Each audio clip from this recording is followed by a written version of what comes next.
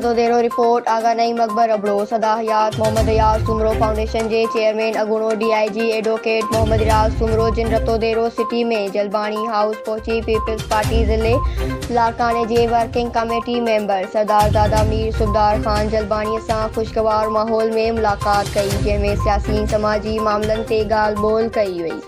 उन मौके ते सरदार दादा मीर सुबदार खान जलबाणी ॻाल्हाईंदे चयो त मोहम्मद रियाज़ सुमरो हमेशह असांजी दिलनि में ज़िंदा रहंदो।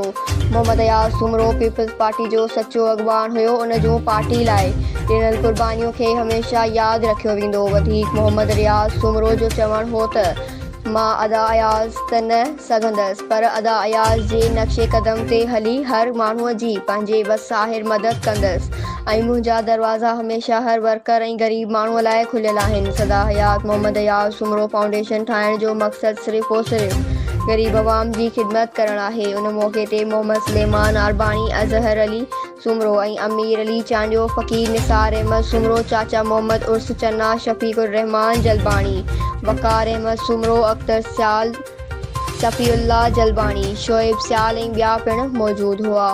News Sindh Express news रतोदेरो।